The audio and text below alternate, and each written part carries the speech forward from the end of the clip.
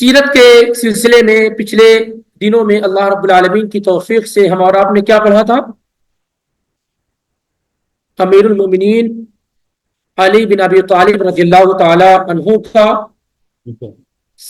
خاتون جنت فاطمہ رضی اللہ تعالی عنہا سے نکاح، اس کی تفصیلات وغیرہ ہم اور آپ پچھلے دنوں میں پڑھ چکے ہیں۔ اسی طریقے سے ان کی بعض اولادوں کا مختصر انداز میں ذکر بھی آیا تھا۔ کوئی بتا سکتا ہے کہ حسن رضی اللہ تعالی عنہ کی پیدائش کب ہوئی تھی؟ جی 3 ہجری۔ کس نے کہا؟ جزاک اللہ خیرن، 3 ہجری میں، رمضان سن 3 ہجری میں۔ اور حسین رضی اللہ تعالی عنہ کی 4 ہجری میں، شعبان سن 4 ہجری میں، 11 مہینے چھوٹے تھے۔ وہ فاطمہ رضی اللہ تعالی عنہ کی کون سی اولاد تھی، کون سی بیٹی تھی جن سے نکاح امیر المومنین عمر بن خطاب رضی اللہ تعالی عنہ نے کیا تھا؟ ان کا نام کیا تھا؟ ام کلثوم، جزاکم اللہ خیرن۔ اب اس کے بعد ہم آتے ہیں، پچھلے دنوں میں ظاہر اس کا ذکر آیا ہوا تھا کہ اللہ کے پیغمبر صلی اللہ علیہ وآلہ وسلم جب مدینہ تشریف لائے تو مدینے میں 3 قسم کے لوگ موجود تھے، ہو گئے۔ ایک ایمان والے، دوسرے مشرکین، اور تیسرے اہل کتاب، جن میں اکثریت کن کی تھی؟ یہودیوں کی تھی۔ اور یہودیوں کا 3 بڑا قبیلہ وہاں آباد تھا، بنو قینقاع، بنو نذیر اور بنو قریظہ۔ یہ 3 قبیلے وہاں آباد تھے۔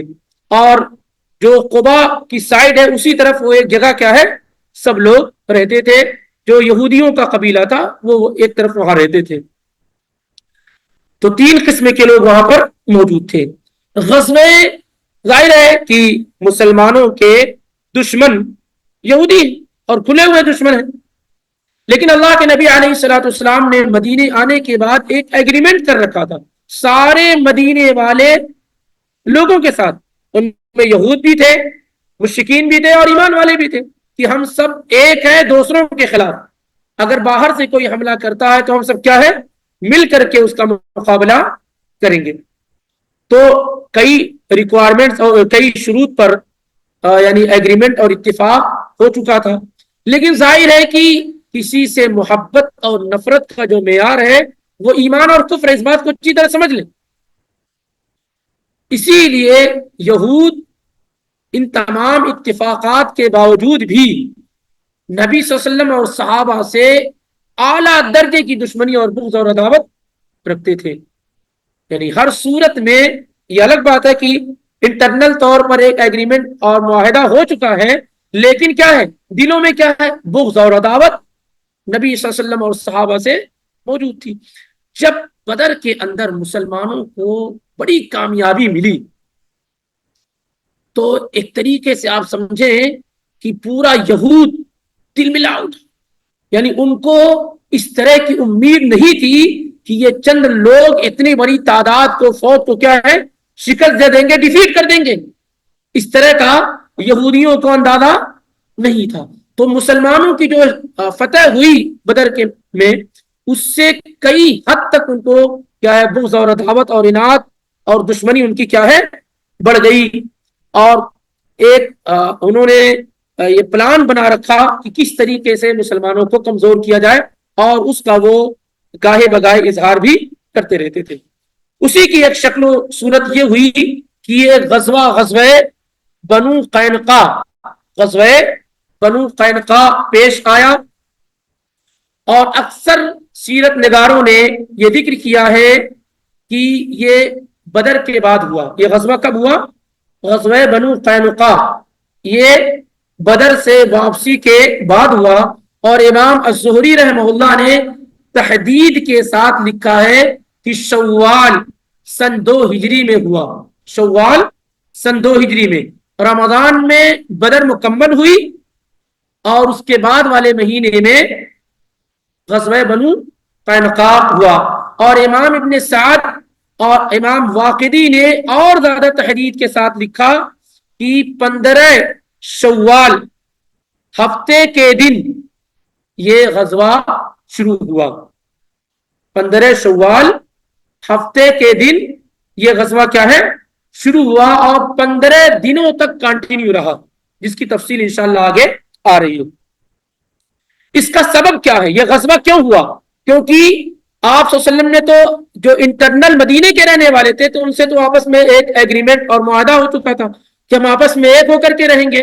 تو پھر اپنے ہی لوگوں سے جن سے ایگریمنٹ اور معاہدہ ہو چکا تھا ان سے لڑنے کی ضرورت کیوں پیش آئی؟ اس کا 2 ریزن اور سبب عام طور سے سیرت نگاروں نے ذکر کیا ہے, اور دونوں ریزن اور سبب جو آئے ہوئے ہیں وہ سب صحیح طور پر ثابت نہیں ہوتے. یعنی جو قاعدہ ہے حدیث کو قبول کرنے کا, ایڈمٹ کرنے کا, سب میں کیا ہے نقص اور کمی پائی جاتی ہے, لیکن سب مل کر کے اس بات کی طرف اشارہ کر رہے ہیں کہ اس کی کوئی حقیقت موجود ہے, کیونکہ بعض کا ذکر قرآن کی آیت میں اور صحیح حدیث میں آیا ہوا. ان میں پہلا ریزن اور سبب یہ ہے, پہلا ریزن اور سبب یہ ہے کہ بدر میں مسلمانوں کی جو کامیابی ہوئی اس کامیابی سے ان کو جلن اور حسد اور بغض اور اناد پیدا ہو گیا, اور اس کا وہ کسی نہ کسی طریقے سے اظہار کرتے رہے. تو بدر سے واپسی پر اللہ کے نبی صلی اللہ علیہ وآلہ وسلم نے تمام یہودیوں کو بنو قینقاع کے بازار میں اکٹھا کیا. یہودیوں کے 3 قبیلے, یہودیوں کے 3 قبیلے, تینوں قبیلوں کو ایک بازار لگتی تھی قبا کے پاس جو سوق قینقاع کہلاتی تھی. جیسے آپ کی کوئی مارکیٹ کوئی بازار ہو جاتی, ویسے وہ مارکیٹ اور بازار کا نام قینقاع کی مارکیٹ اور بازار تھا, جس میں آپ نے یہودیوں کے 3 قبیلوں کو اکٹھا اور جمع کیا اور کہا ہے یہودیوں کی جماعت اسلموا قبل ان یصیبکم مثل ما اصاب قریشن, اے یہودیوں اس سے پہلے کہ تم پر بھی وہی حالت آئے جو قریش پر آئی ہے, یعنی تمہاری بھی وہی حالت ہو جو ان کی ہوئی ہے, اس سے پہلے تم اسلام میں داخل ہو جاؤ. تو ان لوگوں نے کیا کہا, لا یغرنک من نفسک انک قتلت نفرا من قریش کانوا اغمارا لا یعرفون القتال. اے اللہ کے پیغمبر, اے محمد صلی اللہ علیہ وسلم, آپ ایسے لوگوں کو قتل کر کے ان پر کامیابی پا کر کے جو لڑائی کرنا جانتے ہی نہیں تھے, نااہل لوگوں کو ہرا کر کے آپ اسی زام میں مبتلا نہ ہو جائیں کہ آپ جو ہے بڑے ترم خان ہو گئے. انک لو قاتلتنا لعرفت اننا نحن الناس وانک لم تلق مثلنا. یہ تو آپ نے بزدلوں سے مقابلہ کیا جو لڑنے ہی نہیں جانتے. اگر آپ نے ہم سے لڑائی کی, ہم لوگوں سے لڑائی کی, تو آپ کو معلوم ہوگا کہ ہم جیسے لوگوں سے آپ کا کبھی پالا نہیں پڑا. دیں یہ دھمکی, یہ وارننگ. اور یہ روایت موجود ہے سنن ابو داؤد میں 3001 کے اندر, 3001 کے اندر. لیکن اس روایت کے اندر کلام ہے. حافظ ابن حجر رحمہ اللہ نے اس کو حسن درجے کی کہا ہے, کیونکہ کئی بڑے بڑے سیرت نگاروں نے اسے ذکر کیا, اور جو ضعف ہے وہ بھی بہت زیادہ نہیں, کمزور ضعف ہے. تو مجموعی طور پہ یہ کہا جا سکتا ہے کہ اس کی اصل موجود ہے. تو پہلا ریزن اور سبب یہ ہے. دوسرا یہ ہے جو امام ابن حشام رحمہ اللہ نے ذکر کیا ہے اور وہ اس سے زیادہ کمزور ہے, وہ یہ ہے کہ ایک خاتون, مسلم خاتون جو بنو قینقاع کی سوق اور مارکیٹ میں گئی. بنو قینقاع یا یہودیوں کا جو پیشہ تھا وہ کیا تھا, وہ تجارت کرتے تھے اور سنار کا کام کرتے تھے, وہ کھیتی باڑی وغیرہ نہیں کرتے تھے. تو ان کی مارکیٹ اور بازار میں ایک مسلم خاتون اپنا کچھ سامان لینے کے لیے گئی, تو یہودیوں نے ان کے ساتھ بدتمیزی کی اور ان کے کپڑے کو پیچھے سے کسی چیز کے ساتھ باندھ دیا. جب وہ کھڑی ہوئی تو وہ بے پردہ ہو گئی, جب کھڑی ہوئی ہو تو بے پردہ ہو گئی, اور اسے دیکھ کر یہودیوں نے ہنسنا شروع کر دیا. ایک مسلمان کو یہ منظر نظر آیا تو بہت غیرت آئی, اور اس یہودی کو جس نے ایسا کارنامہ کیا اس کو قتل کر دی. اب سارے یہودی پل پڑ کر کے اس مسلمان کو قتل کر دیے۔ معاملہ اللہ کے نبی صلی اللہ علیہ وآلہ وسلم تک پہنچا اور پھر اللہ کے نبی علیہ الصلوۃ والسلام نے ان کا محاصرہ کر لیا، ان کو گھیر لیا۔ آپ صلی اللہ علیہ وسلم نے ان کو گھیر لیا، آپ صحابہ کے ساتھ نکلے اور ابو لبابہ ابن المنذر رضی اللہ تعالیٰ عنہ کو اپنا ڈپٹی نائب بنایا مدینے کے اندر، اس جگہ کے اندر، اور حمزہ بن عبد المطلب کو لوا اور جھنڈا دیا، سفید کلر کا جھنڈا تھا، اور صحابہ کے ساتھ لے کر کے ان کے قلعے تک پہنچے جو یہودیوں کا قلعہ تھا، اور خاص طور سے بنو قینقاع جن لوگوں نے یہ حرکتیں کی تھی، ان لوگوں کے گھروں کو، ان کے قلعوں کو نبی علیہ الصلوۃ والسلام نے گھیر لیا۔ کیوں ایسا کیا؟ کیونکہ آپس میں اس بات کا معاہدہ ہو چکا تھا کہ ہم میں سے کوئی دوسرے کو نقصان نہیں پہنچائے گا، چونکہ ان لوگوں نے عہد کو توڑا، اور یہ سب سے پہلے یہودی ہیں جنہوں نے اپنا عہد توڑا۔ بنو قینقاع یہ سب سے پہلے بدعہدی کرنے والے ہیں، سب سے پہلے بدعہدی کرنے والے، وعدے کو توڑنے والے ہیں، اور اسی بنیاد پر اللہ کے نبی صلی اللہ علیہ وسلم نے ان سے جنگ کی۔ وگرنہ اس کے بعد دوسرے جو قبیلے ہیں یہودیوں کے، وہ بھی بدعہدی کریں گے، اور اللہ کے پیغمبر نے ان کو کوئی نقصان نہیں پہنچا۔ جب ان لوگوں نے ایگریمنٹ کو توڑا تو اللہ کے نبی صلی اللہ علیہ وسلم نے ان سے مقابلہ کیا۔ اس طریقے سے یہودیوں سے 4 غزوات اللہ کے پیغمبر کے ہوئے، یہودیوں سے 4 جنگیں اللہ کے پیغمبر صلی اللہ علیہ وسلم سے ہوئی ہیں، جیسا کہ امام ابن القیم رحمہ اللہ نے زاد المعاد کے جلد نمبر 3 میں اور صفحہ نمبر 249 میں ذکر کیا۔ سب سے پہلا غزوہ بنو قینقاع جو ہو رہا ابھی انشاءاللہ، یہ بدر کے بعد ہوا۔ دوسرا غزوہ بنو نضیر جو بدر احد کے بعد ہوا، اور تیسرا بنو قریظہ جو خندق کے بعد ہوا، اور چوتھا غزوہ خیبر جو صلح حدیبیہ کے بعد ہوا سن 7 ہجری میں۔ اور یہ سب سے زیادہ اہم غزوہ تھا، جو وہیں سے ان کی پوری طاقت کو کیا ہے، توڑ دیا گیا تھا۔ تو 4 غزوہ آپ صلی اللہ علیہ وسلم نے یہودیوں کے ساتھ کیا۔ پہلا غزوہ بنو قینقاع جو بدر کے بعد ہوا، دوسرا غزوہ بنو نضیر جو احد کے بعد ہوا، اور تیسرا غزوہ بنو قریظہ جو خندق کے بعد ہوا، اور چوتھا غزوہ خیبر جو صلح حدیبیہ کے بعد سن 7 ہجری میں ہوا۔ یہ ساری تفصیلات انشاءاللہ آگے آئیں گی بھی۔ تو اللہ کے نبی صلی اللہ علیہ وآلہ وسلم، اچھا یہ بھی کہا گیا، ابن اسحاق نے یہ بھی ذکر کیا ہے کہ جب ان لوگوں نے مسلمانوں کی طاقت و قوت کو دیکھا اور یہ ساری کی ساری چیزیں دیکھی، یہ بھی صحیح طور پہ ثابت نہیں ہے لیکن ساری چیزیں مل کر کے اس بات کو مضبوط کرتی ہیں، وہ یہ ہے کہ اوس اور خزرج جو مشرکین کا بڑا قبیلہ تھا اسلام کی آمد سے پہلے، اوس اور خزرج، اوس کے سپہ سالار اور لیڈر سعد بن معاذ تھے، اور خزرج کے سعد بن عبادہ تھے۔ یہ دونوں آپس میں باپ داداؤں کے زمانے سے کیا ہے، لڑتے آ رہے تھے۔ آپس میں ان کی اتنی دشمنی تھی کہ یہ یہودیوں سے مدد لیتے تھے اپنے ہی بھائیوں کو مارنے کے لیے۔ اوس اور خزرج 2 بڑے قبیلے تھے جو آپس میں لڑتے آ رہے تھے۔ یہودیوں نے یہ دیکھا کہ یہ محمد صلی اللہ علیہ وسلم کے آنے کے بعد ابھی سال بھی نہیں گزرا ہے، سال 1.5 سال 2 سال میں یہ آپس میں مل جل کر کے رہتے ہیں، ایک دوسرے کی مدد کرتے ہیں وغیرہ وغیرہ۔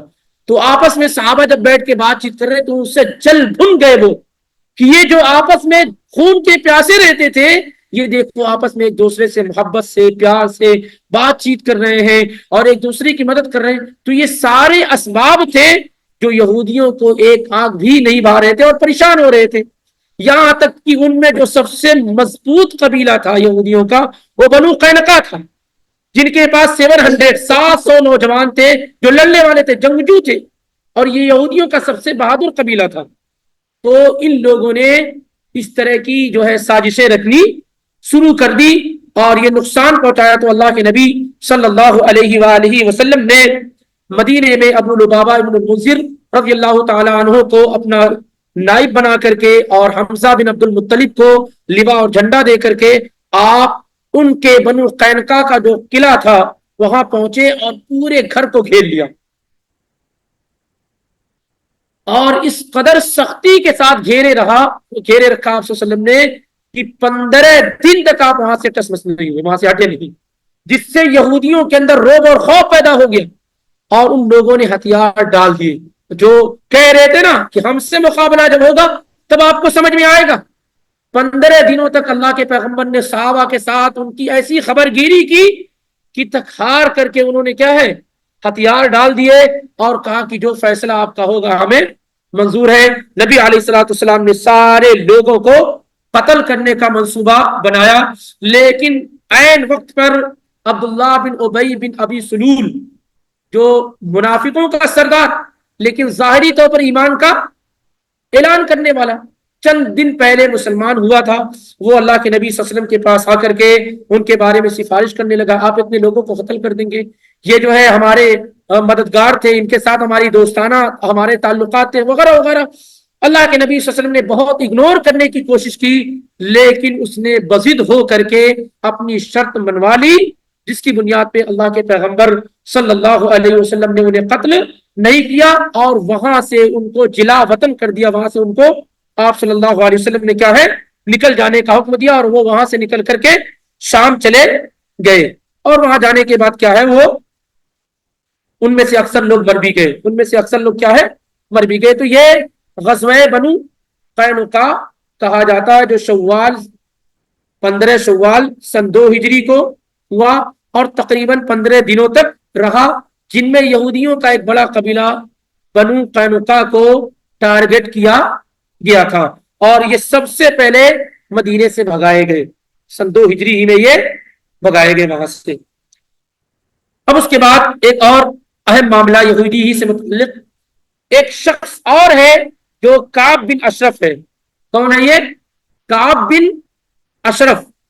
یہ جو قینقاع جو گزرا ہے نا، اسی قبیلے سے عبداللہ بن سلام رضی اللہ تعالیٰ عنہ آتے تھے۔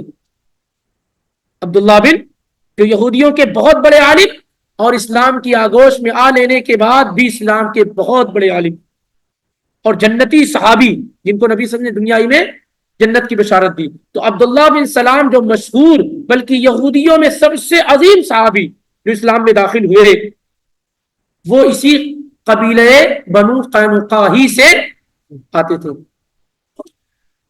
قبیلے بنو نذیر کا ایک شخص تھا کعب بن اشرف۔ کعب بن اشرف جو بہت ہی مالدار تھا، بہت ہی مالدار تھا، شاعر تھا اور بڑا شاعر بھی تھا۔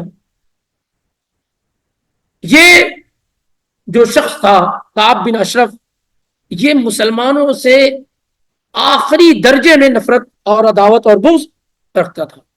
جب بدر کی جنگ ہو گئی اور مسلمانوں کو فتح مل گئی تو یہ وہاں گیا مکہ۔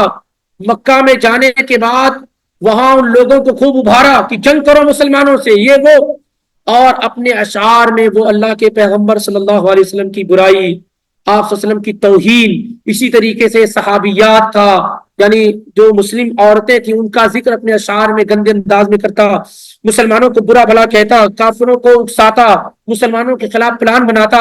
امام ابن حجر رحمہ اللہ نے فتح الباری میں ذکر کیا ہے کہ وہ اس نے کئی مرتبہ نبی صلی اللہ علیہ وسلم کو ٹارگٹ کیا قتل کرنے کا۔ ایک مرتبہ اس نے اپنے گھر میں دعوت دی اور آپ پر دھاوا بولنے والا تھا، پوری ننگی تلوار کے ساتھ تیار تھا وہ، لیکن جبریل علیہ الصلوۃ والسلام آئے اور اللہ کے نبی صلی اللہ علیہ وسلم کو محفوظ کر کے لے کر کے چلے گئے۔ تو مستقل اس کی ایذا رسانی، اس کی تکلیف اور اس کا پریشان کرنا مسلمانوں کے ساتھ، نبی صلی اللہ علیہ وسلم کے ساتھ لگا رہا۔ اور یہ روایت دیکھیں آپ سنن ابو داؤد میں حدیث نمبر 3000 ہے، اس میں موجود ہے کعب بن مالک رضی اللہ تعالیٰ عنہ سے مستقل طور پر یہ جو نبی صلی اللہ علیہ وسلم نبی صلی اللہ علیہ وسلم کی توہین کرتا، آپ کی برائی بیان کرتا اور کافروں کو مسلمانوں کے خلاف کیا ہے ورغلاتا تھا۔ یہاں تک کہ پہلے سے بھی معاملہ تھا، یہاں تک کہ جب معاملہ حد سے آگے بڑھ گیا تو اللہ کے پیغمبر صلی اللہ علیہ وآلہ وسلم نے کہا کہ کون ہے جو کعب بن اشرف کا خاتمہ کرے گا، اس کا کام تمام کرے گا۔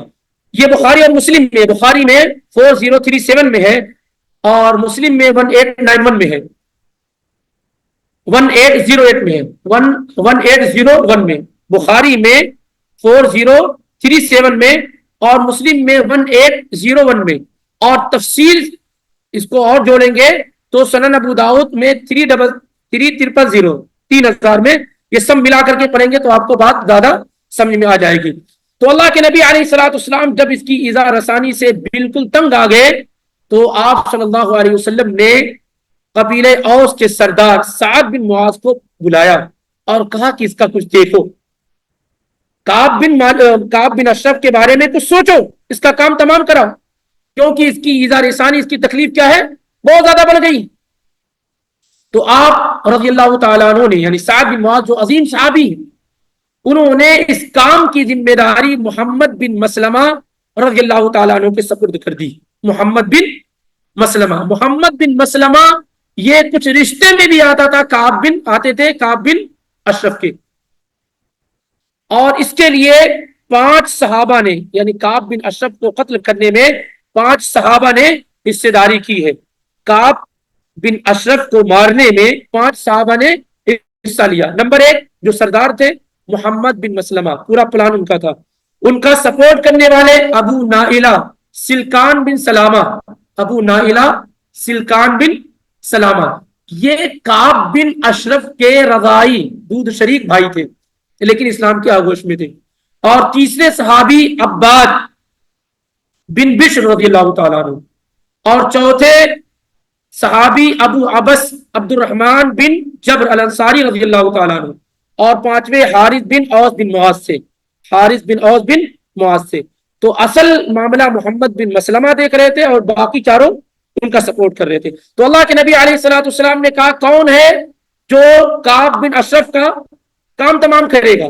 تو محمد بن مسلمہ رضی اللہ تعالیٰ عنہ نے کہا اللہ کے پیغمبر آپ چاہتے ہیں؟ تو آپ نے فرمایا ہاں.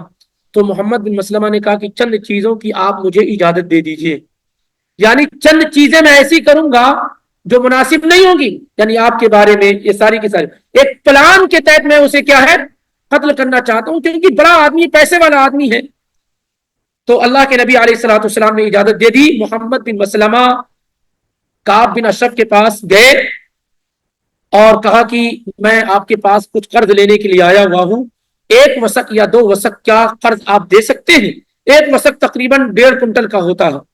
تو قرض کا مطالبہ انہوں نے کیا اور یہ کہا محمد بن مسلمہ رضی اللہ تعالی عنہ نے کہ یہ جو محمد صلی اللہ علیہ وسلم نے ہر دم ہم لوگوں سے مال مانگتے رہتے ہیں، ہر دم کہتے رہتے ہیں صدقہ کرو صدقہ کرو، تو اسی وجہ سے میں تمہارے پاس آیا ہوا ہوں، مجھے کچھ مال کیا ہے. انہوں نے پہلے اجازت مانگی تھی، کچھ پلان میں کروں گا، کیونکہ جنگ دھوکے کا نام ہے. نبی صلی اللہ علیہ وسلم نے کہا الحرب خدع، جنگ کیا ہے؟ چال بازی اور دھوکے کا نام ہے. تو اس طریقے سے محمد بن مسلمہ نے پلان بنایا اور کعب بن اشرف کو پہلے اپنے فیور میں لینے کے لیے کہا کہ یہ جو شخص یعنی محمد صلی اللہ علیہ وسلم یار تم مال مانگتے رہتے ہیں، اسی لیے میں کیا تمہارے پاس آیا ہوں، کچھ دے دو مجھ کو. جب اس نے سنا کعب بن اشرف نے کہا ابھی کیا، آگے آگے دیکھو کیا ہوتا ہے، آگے آگے دیکھو کیا ہوتا ہے، کس طریقے سے تمہیں کنگال کر کے چھوڑیں گے اور کیا کریں گے. تو محمد بن مسلمہ نے کہا کہ چونکہ ہم آپ پر ایمان لے آئے ہیں تو ابھی ہمارے پاس کوئی آپشن نہیں، ہم آپ کی بات مانتے ہیں، دیکھتے ہیں کہ ان کے ساتھ کیا ہوتا ہے، نبی صلی اللہ علیہ وسلم کے ساتھ کیا ہوتا ہے. اچھا، اور اس کے بعد یہ ہوا کہ کچھ رہن رکھ دیا جائے. اس نے کہا کہ ارہنونی، کچھ مجھے بطور رہن دے دو، یعنی قرض لے رہے اتنا بڑا تو کچھ رہن دے دو. آپ اس کی خباثت کا اندازہ لگائیے. صحابہ نے پوچھا کہ کیا رہن تمہیں چاہیے؟ تو کہا ارہنونی نساءکم، اپنی عورتوں کو بطور رہن میرے پاس چھوڑ جاؤ. کعب بن اشرف نے کیا کہا؟ اپنی عورتوں کو بطور رہن ہمارے پاس رکھ دو، جب تم میرا مال لوٹا دو گے تو اپنی عورتوں کو لے کر چلے جاؤ گے. تو صحابہ نے کہا کیف نرہن کا نساءنا وانت اجمل العرب، ہم اپنی عورتوں کو کیسے تمہارے پاس بطور رہن چھوڑ دے، حالانکہ تم عرب کے سب سے خوبصورت آدمی ہو. تو اس نے پھر کہا کہ فرحنونی ابناکم، ٹھیک ہے اپنے بچوں کو چھوڑ دو. تو کہا کیسے اپنے بچوں کو چھوڑ دے، 1-2 وسق کی وجہ سے اگر ہم اپنے بچوں کو چھوڑ دیں گے تو کل ہمارے بچوں کو گالی دی جائے گی، ارے یہ تمہارے باپ نے تم کو تو 1 وسق کے جو ہے اس میں رہن رکھا تھا، گروی رکھ رکھا تھا، تمہاری کیا اوقات ہے، تو یہ ہمارے لیے کیا ہے آر کا معاملہ ہوگا. تو پھر کیا ہوا، کہتے ہیں ٹھیک ہم اپنے ہتھیار آپ کے پاس بطور رہن چھوڑ دیتے ہیں. اس پر اتفاق ہو گیا. اور یہ اتفاق ہوا کہ اب دوبارہ آ کر کے اس کو لے کر جائیں گے، کسی رات میں آئیں گے اور لے کر کے جائیں گے۔ اب سارے صحابہ باقاعدہ پلان بنا کر کے اب نکلے، اور پورا پلان ہو گیا تھا کہ دیکھیے کس طریقے سے قتل کرنا، میں اس کو باتوں میں الجھائے رکھوں گا اور تم لوگ کیا ہے اچانک اس پر حملہ کر دینا، اور یہ ساری کی ساری چیزیں طے ہو چکی تھی۔ پھر اللہ کے نبی علیہ الصلوۃ والسلام باقاعدہ طور سے، عبداللہ بن عباس رضی اللہ عنہ کی روایت ہے کہ جب پورا پلان سیٹ ہو گیا تو اللہ کے پیغمبر صلی اللہ علیہ وسلم باقاعدہ ان صحابہ کو وداع کرنے کے لیے گئے۔ بقیع الغرقد تک آپ رات میں چھوڑنے کے لیے گئے، بقیع الغرقد تک آپ چھوڑنے کے لیے گئے، کیونکہ وہ کہاں رہ رہا تھا؟ قبا کی طرف، اس طرف تھا، تو وہاں تک اللہ کے پیغمبر صحابہ کو رخصت کرنے کے لیے گئے، اور پھر آپ صلی اللہ علیہ وسلم نے کہا اللہ کے نام سے نکلو، اللہ تمہاری مدد فرمائے، اللہ تمہاری مدد فرمائے۔ پھر وہاں سے صحابہ وہ نکلے، اور نکلنے کے بعد رات کے وقت میں کعب بن اشرف کے گھر پہنچتے ہیں۔ وہ اپنے قلعے کے اندر تھا، بڑا رئیس اور مالدار آدمی تھا، قلعے کے اندر تھا، اپنے آواز دی تو وہ آنے لگا، آواز دی تو آنے لگا، تو اس کی بیوی نے کہا کہ کہاں جا رہے ہو، اس رات میں کہاں جا رہے ہو؟ کعب بن اشرف یہودی کی بیوی نے کہا کہاں جا رہے ہو اتنی رات میں؟ تو کہا دیکھو یہ میرا رضائی بھائی آیا ہے۔ کون؟ ابو نائلہ سلکان، یہ میرا بھائی ہے، محمد بن مسلمہ آئے ہوئے، یہ بھی میرے اپنے قریبی، تو میں ان سے ملنے کے لیے جا رہا ہوں، ان سے وعدہ ہے ملنے کا۔ تو دوبارہ بیوی نے کہا کہ اینا تخرج هذه الساعة، اتنی رات کو گئے، رات کہاں جا رہے ہو؟ پھر انہوں نے کہا کہ دیکھو کوئی دوسرا نہیں، یہ میرے اپنے لوگ ہیں جو آئے ہوئے۔ تو اس کی بیوی نے کہا اسمع صوتا، اسمع صوتا كأنه يقطر منه الدم، مجھے تو یہ ایسی آواز لگ رہی ہے جس آواز سے خون کے قطرے ٹپک رہے ہیں۔ یہ جو آواز آ رہی ہے، جو تمہیں بلایا جا رہا نا، ان آوازوں سے مجھے خون کے قطرے ٹپکتے ہوئے سنائی دے رہے ہیں۔ ہر جگہ اگنور نہیں کرنا چاہیے عورتوں کو، کیونکہ بہت ساری جگہوں پر کیا ہے، بہت ٹیلنٹ اور ذہانت والی بات کرتی۔ تو کہا اتنی رات کو نکل رہے ہو؟ تو کہا کہ نہیں یہ میرے اپنے ہیں۔ کہا کہ مجھے تو جو یہ آواز آ رہی نا، ان آواز سے خون کے قطرے ٹپکتے ہوئے سنائی دے رہے ہیں۔ بہرحال کہا مانتے ہیں، نکل گیا، اور جب آیا تو محمد بن مسلمہ وغیرہ پہلے سے پلان کے تحت تیار تھے۔ آیا تو خوشبوؤں سے معطر تھا، کعب بن اشرف خوشبوؤں سے معطر تھا، اور یہ بات بھی اس نے کہی تھی اپنی بیوی سے کہ دیکھو میں کریم شریف آدمی ہوں، قوم کا سردار آدمی ہوں، مجھے رات اور دن کے کسی بھی حصے میں بلایا جائے تو میری شرافت، میری کرامت یہی کہ میں اس پہ لبیک کہوں، میں بڑا آدمی ہوں، اگر میں ڈر کی وجہ سے بیٹھ گیا تو کیسے کام چلے گا؟ المہم یہ ہے کہ اب وہ باہر نکلا، باہر جب نکلا تو محمد بن مسلمہ نے کہا کہ تم تو ایسی خوشبو لگا کر آئے ہوئے ہو کہ ایسی خوشبو تو میں نے کبھی سونگھی ہی نہیں ہے، بڑی خوشبو، ایسی خوشبو میں نے کبھی نہیں سونگھی ہے۔ تو اس نے کہا کہ میں جن عورتوں کے ساتھ ہوتا ہوں، اندی آخر نساء العرب واکمل العرب، میرے پاس عرب کی وہ خاتون ہے جو ہمیشہ خوشبوؤں میں سرابور ہوتی، خوشبوؤں میں بسی ہوئی ہوتی ہے، اور جب سب سے خوبصورت خاتون ہے، یعنی میں جس عورت کے پاس سے آ رہا ہوں وہ خوشبوؤں میں رہتی ہے، تو وہ خوشبو آ رہی ہے۔ تو محمد بن مسلمہ رضی اللہ تعالیٰ عنہ نے کہا کہ ذرا میں بھی سونگ سکتا ہوں، تو سر اس نے نیچے کیا تو سونگنے لگ گئے۔ تو ساتھیوں نے کہا کہ میں بھی سونگ سکتا ہوں، کہا تم بھی سونگ لو۔ پھر اس کے بعد کہا دوبارہ بھی اجازت ہے، بڑی لذیذ اور بہترین خوشبو ہے، کیا میں اسے سونگ سکتا ہوں؟ دوبارہ محمد بن مسلمہ نے سونگا اور اچھی طریقے سے کنٹرول میں لے لیا، اور اپنے ساتھیوں کی طرف اشارہ کیا، بس کام کیا ہے اس کا تمام کر دو، اور دونوں ساتھی جو اور تھے انہوں نے نیزہ نکالا اور مارا، اس کا کام تمام کر دیا۔ اس کا کام کیا ہے؟ تمام کر دیا، اسی لمحے وہ ختم ہو گیا، ڈھیر ہو گیا۔ اب چونکہ رات میں قتل کیا تھا، اندھیری راتیں ہوا کرتی تھی، کوئی کیمرے وغیرہ تو لگے ہوئے نہیں تھے، کچھ بھی نہیں تھا۔ جب صبح ہوئی تو سارے لوگوں نے شور مچانا شروع کیا نبی صلی اللہ علیہ وسلم کے پاس آ کر کے کہ جو ہے ہمارے سردار کو مار دیا گیا ہے، ہمارے سردار کو مار دیا گیا۔ یہودی سارے اکٹھا ہو گئے، مشرکین بھی اکٹھا ہو گئے، یہ کیا معاملہ ہے، یہ ہمارے سردار تک کی جانیں محفوظ نہیں ہے۔ تو اللہ کے نبی صلی اللہ علیہ وسلم نے ان سارے لوگوں کو کہا کہ دیکھو تمہارا جو سردار تھا یہ اس طرح کی حرکتیں کرتا تھا، اس کے نقصانات یہ تھے، یہ اس طریقے سے نقصان لوگوں کو پہنچا رہا تھا۔ پھر اس کے بعد نبی صلی اللہ علیہ وسلم نے کہا کہ ٹھیک ہے، تم سارے لوگ آؤ اور تمہارے ساتھ ایک لکھا پڑھی اور ایک ایگریمنٹ ہو جاتا ہے، اور اللہ کے نبی صلی اللہ علیہ وسلم نے عام ایگریمنٹ سارے لوگوں کے درمیان کیا ہے لکھا۔ اب یہ کہ ایگریمنٹ یہ پہلی مرتبہ لکھا گیا، یہ اس سے پہلے لکھا جا چکا تھا۔